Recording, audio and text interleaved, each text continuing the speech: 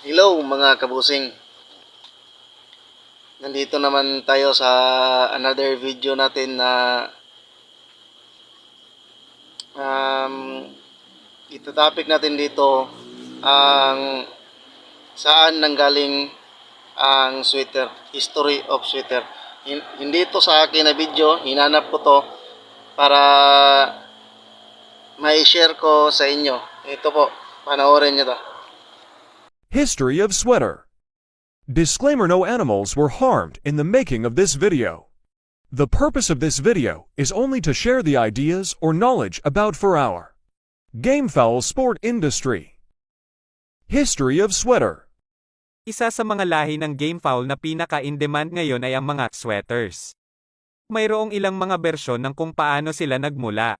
Ang sumusunod na salaysay ng kanilang pinagmulan ay tuwid mula sa bibig ng kabayo. Ito nagmula kay Johnny Jumper at isa pang respetadong cocker na kilala ang magulang, kailan, saan at kanino sila nalahi. Ang sumusunod ay ang kanilang bersyon paano nagsimula ang sweaters.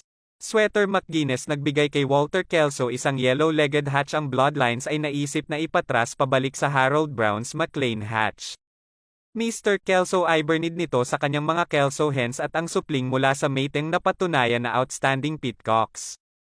Cecil Davis, na kaibigan ni Mr. Kelso, nilakad niya itong cocks para sa kanya at nagkaroon ng access sa pinakamahusay na ibon ni Mr. Kelso. Cecil at nakuha ang isa sa mga cocks na itinaas ni Mr. Kelso mula sa sweater McGuinness hatchcock at sa kanyang sariling mga hens.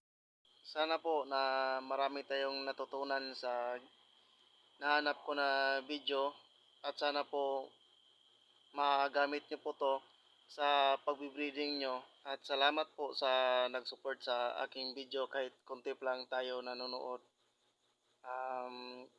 Please support at sana hindi kayo magsasawa ng pagpanood sa aking video. Thank you and good luck.